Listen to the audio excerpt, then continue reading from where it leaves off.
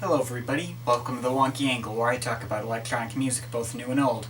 And today, I'm going to be talking about the new album from The Black Dog, Neither Neither. The Black Dog is currently Ken Downey, Martin Dust, and Richard Dust, all from Sheffield in England. Though the band started out as Ken Downey, Ed Handley, and Andy Turner, the latter two of which eventually broke off the band and formed a different band called Plaid.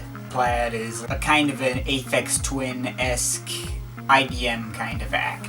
And the Black Dog also began their life as an IDM act, with lots of non-linear, odd songwriting. But more recently, they've kind of become more of a minimal techno outfit. Personally, I think these guys are one of the most underappreciated acts in their genre. I think I even like the Black Dog more than I like Plaid stuff. The thing about the Black Dog is that they are, unlike Plaid, which I think put a lot of more effort into their individual songs, the Black Dog are kind of more of an albums band. A lot of their albums are memorable to me because of just how unbelievably well they were put together. Just songs that seamlessly flowed into one another and created one super cohesive experience. Now, this album is their 10th studio album, so I'm gonna do a rundown of what I think of their previous album so far. It's Downey, Handley, and Turner, all working under different aliases, and surprisingly cohesive considering that fact. Now they're all working together, and get some pretty darn good melodies out of it, if I must say so myself. This album's legendary for screwing with your head. In order to get it, you gotta give it multiple listens, you gotta be in the right mood, and you gotta give it your full attention. But let me tell you, when it does finally click, it is most definitely worth the trouble. So it's Downey all by himself this time, and this is like a collection of 26 tracks that are mostly on the shorter side, and they all fit together really, really well. So this is the first album with Martin and Richard Dust on it, and essentially this is kind of like a more easy to get into version of Spanners. I love this one. This album marks their beginning in the minimal techno scene. This is another one that is memorable for just how well the individual tracks flow into each other. Also, the ending is very nice. This album, I feel, did a lot of the same things Radio Scarecrow did. I think Radio Scarecrow ended up better, but this is still really good. I often forget this is actually the Black Dog, as it's a lot more ambient and atmosphere focused rather than centered around beats, but it is really, really good. Lives up to its name, I'll tell you that. This one admittedly isn't one of my favorites, mainly because just as a whole it's a little simplistic compared to most of their stuff, but it is definitely pretty cool, captures how their live sets work. This one's got a lot of variety, mixes a lot of the best qualities of their past couple of albums, and keeps things sounding pretty cohesive. Which brings us to this album. Neither Neither continues their recent trend of top-notch dark minimalist techno.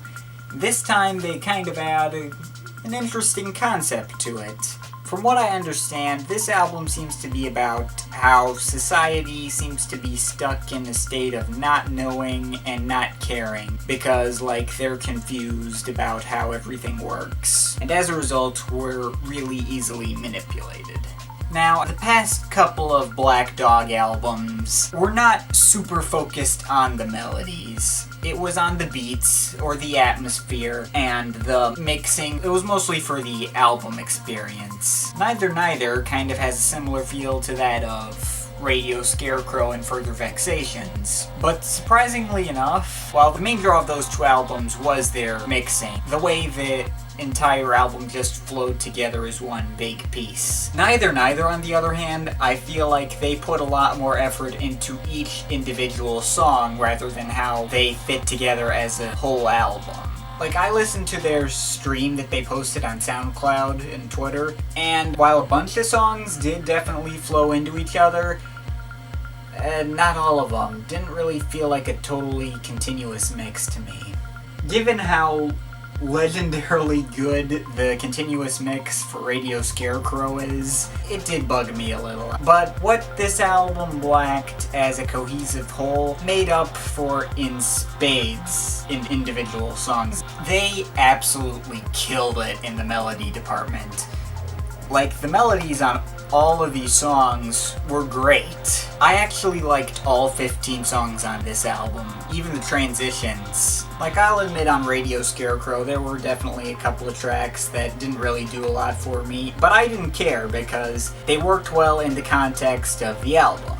They helped to maintain that flow from track to track that I've mentioned a lot. But yeah, even considering the fact that it's not a continuous mix, neither is still pretty dang well put together. I mean, it is the Black Dog after all. This album isn't as bleak or dark sounding as Further Vexations or Radio Scarecrow were. It's a lot more dramatic sounding and addicting and catchy in several moments. There's also pretty good balance between beat-oriented material and ambient material. We have our ambient moments like Nonlinear Information Life, BOOKS, and my personal favorite of the ambient tracks, The Frequency of the Truthers. These are kind of more there for atmospheric purposes, but they still can have addicting melodies. Frequency of the Truthers, for instance. There are also some beat-oriented tracks that are there more for atmosphere, like Shut-Eye and Commodification, but those tracks have pretty good melodies too. But there are a whole bunch of tracks on here that had actually really good melodies, like the title track, Neither, Them, Everyone is a Liar But, Platform Level 6, Hollow Stories, Hollow Head. And just something interesting I noticed about this album, the transition tracks all start with fill. They've done this before, like they did it on their first album, Bites, but on pretty much every other album, all the transition tracks started with Bolt. I'm not sure why they switched back to fill for this album. Maybe it's because the first album that had bolts on it was Spanners, and that album is legendarily confusing, whereas this album is like all about fighting against confusion. But then again, Bites wasn't exactly super straightforward either, so I don't know. The closing track, MK Ultra Bright, I think my main problem with this track was that it wasn't exactly one of my favorites.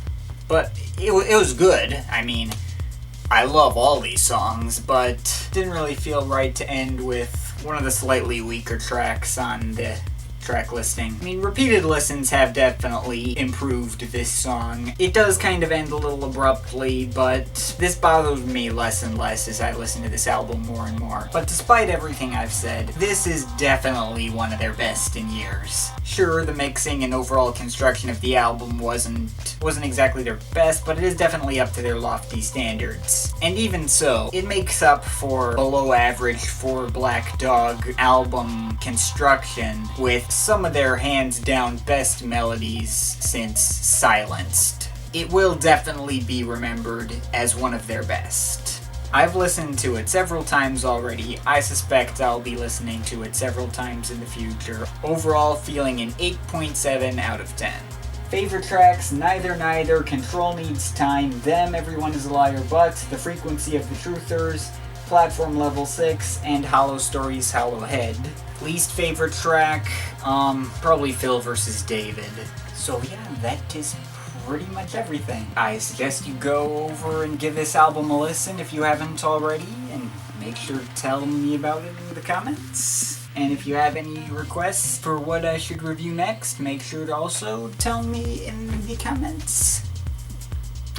I like getting comments. But yeah, that's pretty much it. That's all for today. See you next time.